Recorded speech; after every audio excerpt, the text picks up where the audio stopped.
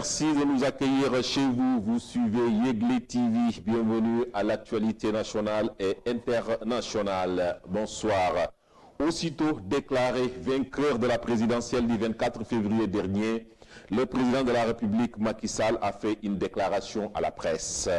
Profitant de cette tribune, il engage un dialogue avec toutes les forces vives de la nation afin de relever les défis qui interpellent le Sénégal. Macky Sall ajoute en substance qu'il ne manquera pas de faire appel à ses prédécesseurs, à savoir Abdou Diouf et Abdoulaye Wade, pour bénéficier de leur capital et expérience. Macky Sall, que je vous propose de suivre aux caméras Alioune Samba. C'est pourquoi je tends la main à toutes et à tous pour engager un dialogue ouvert et constructif dans l'intérêt supérieur de la nation. Je ferai des propositions dans ce sens après ma prestation de serment le 2 avril 2019. Je convie à ce dialogue républicain toutes les forces vives de la nation, sans exclusive. Dialogue auquel mes prédécesseurs, les présidents Abdou Diouf et Abdoulaye Wade, pourraient apporter leur contribution. Ainsi, mes chers compatriotes, nous continuerons à bâtir ensemble le Sénégal de nos rêves. Un pays paisible et stable. Un pays uni et convivial pour tous, un pays prospère et solidaire. Le Sénégal de tous, le Sénégal pour tous. Restons toujours à la présidence, venue présider ou venir assister à la déclaration de presse du président Macky Sall à la salle des banquets de la présidence. Maître Aïssata Tall Sall se dit satisfaite du discours du président Macky Sall. Selon elle, ce discours invite tous les fils et filles de la nation sénégalaise à se retrouver autour de l'essentiel qui est de construire le pays. Maître Aïssata Tall Sall, que je vous propose de suivre aux caméras Alioune Samba. C'était le président Macky Sall. Comme je l'ai dit, le dialogue est de principe au Sénégal. Mais l'entendre dire qu'il va y associer ses deux prédécesseurs, je crois que cela manifeste d'une volonté résolue d'asseoir ce dialogue-là de la façon la plus sincère et de la façon la plus approfondie. Et je voudrais ici le féliciter pour cette initiative et souhaiter que les forces vives de ce pays, qu'elles soient politiques, qu'elles soient sociales, qu'elles soient religieuses, s'associent à lui pour mener ce dialogue, pour le bien du Sénégal, pour sa démocratie, son système démocratique et pour sa stabilité. Je pense que cela est important et c'est ça que nous retenons comme fait majeur de la déclaration qui a été faite par le président Macky Sall. Mais vous savez, tout est possible. C'est du dialogue que peut jaillir les consensus. Et les consensus, on les tire à la suite de discussions. Donc on n'exclut rien, on n'écarte rien. La seule chose à laquelle il faut accepter de répondre, c'est déjà au principe du dialogue. Maintenant, tout le reste est dans le dialogue lui-même. Pendant ce temps, le Conseil constitutionnel confirme la réélection de Macky Sall. Le président sortant a été réélu au premier tour de la présidentielle du 24 février dernier. Les 7 charges ont annoncé la décision ce mardi.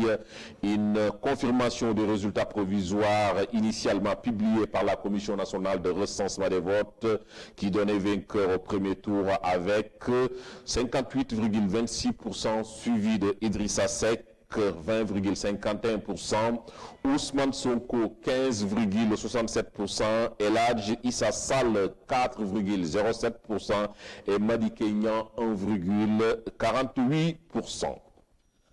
Après la proclamation des résultats définitifs de la présidentielle du 24 février dernier, les responsables de la coalition Benno Bokk Yakaar se disputent d'ores et déjà les places majeures. C'est le cas d'ailleurs du ministre Amadou Ba, Moustapha Cissé Lo et de Abdoulaye Diouf Sarr. Plus de détails dans ce reportage signé Alioune Badara Dieng et Matar Diatta. Après la présidentielle du 24 février dernier, donnant Macky Sall victoire au premier tour avec 58,27%, la guerre de positionnement a commencé entre ses responsables. À l'heure actuelle, entre Moustapha Cissé Lo et Abdoulaye Diouf Sarr, le courant ne marche plus comme avant. Souvent critiqué sur ses propos, ne me parle pas de Touba, ça ne m'intéresse pas. Je ne suis pas le responsable. Parle-moi de Dakar où je vote et j'ai gagné mon bureau, j'ai gagné mon centre, j'ai gagné le département, j'ai gagné la région. Et j'étais à Pékin. Il faut me parler de ça. Arrête de me parler de Touba. Je m'en fous de Touba. Moustapha Cissé Lo continue toujours de déranger certaines personnes. On ne va pas faire face à Cissé Lo, on va le bouler. Il se fatigue tout simplement. Nous sommes des lébous. Sur ce, les membres de la plateforme Sénégal Rek ak Diouf Sarr condamnent avec la dernière énergie les propos indécents et discourtois du tonitruant Moustapha Cissé Lo qui n'ont pas de base politique. Pendant ce temps, Khalifa Boubacar Sall est bien imprégné de la situation dure et après le processus électoral et déplore les manquements. Khalifa, même étant distant de la marche de la coalition Taxawu Dakar, se battra toujours pour la démocratie et la liberté. Ces propos sont du maire Cheikh Gueye. Nous vous proposons de le suivre. J'ai vu un homme très serein, très lucide, très généreux. J'ai vu le même Khalifa, toujours avec des valeurs. Un homme trop bien, au cœur d'or, qui me dit j'ai pardonné à tout le monde, mais je retiens seulement une chose, ça ne valait pas la peine quand même qu'on en arrive à cette situation. Il a une très bonne lecture, une lecture très responsable de ces résultats. Il m'a même demandé aujourd'hui avec notre groupe de faire les leçons apprises de cette élection.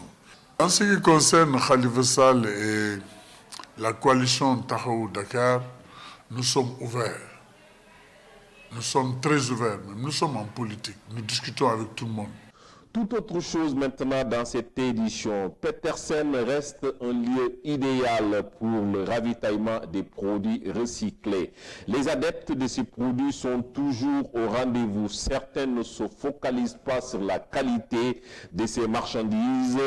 Occasion pour notre reporter de faire une descente à Petersen pour un reportage signé Seynabou Ndour et Matar Diatta. ëpp na ñeenti at fii laa jënd bagage di jaay waaw.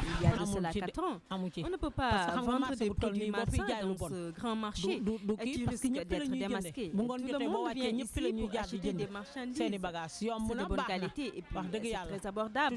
Nous vendons des produits de bonne qualité et tout le monde vient ici pour se ravitailler. En plus, les prix sont très abordables parce qu'ils proviennent de la Gambie. Il y a beaucoup de concurrence, mais cela veut dire que c'est du sabotage. Que les Sénégalais n'aient pas peur qu'ils viennent vérifier nos produits.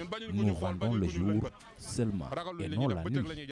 La page sportive également porte la signature de Yacoba Gueye. Comme à l'accoutumée, l'équipe, le quotidien français, a dressé l'équipe type des joueurs africains des 5 grands championnats européens. Cheikhou Kouyaté est le seul Sénégalais dans l'équipe type de la semaine. Auteur d'une prestation remarquable lors de la 29e journée de Premier League, le Lion de la Teranga a rayonné dans l'entrejeu par un travail de tous les instants. Lors de la victoire de son équipe, Crystal Palace face à Burnley, 3-1. Le doute s'installe sur la tenue des matchs des Lions du Sénégal contre le Madagascar et le Mali dans la capitale du rail. En effet, le stade Lat Dior de Thiès ne répond pas aux normes de la FIFA, d'autant plus que les travaux ne sont pas bouclés à 100%. Sauf revirement de situation, le stade Léopold Sédar Senghor devrait abriter les 2 rencontres des Lions. Serigne Dia Bombardier a fait une carrière exemplaire dans l'arène sénégalaise. Il a été 2 fois roi des arènes et est jusqu'à présent un lutteur qui fait parler de lui. Ayant obtenu le titre la première fois face à Tyson, il était le bourreau de l'arène pour la 2e fois en battant Balla Gaye numéro 2. À 42 ans, le B52 de Mbour veut terminer sa carrière en beauté en devenant une 3e fois roi des arènes. Reste à savoir s'il pourra relever ce dernier challenge. C'est tout pour cette édition. Merci de nous avoir suivis. Excellente soirée.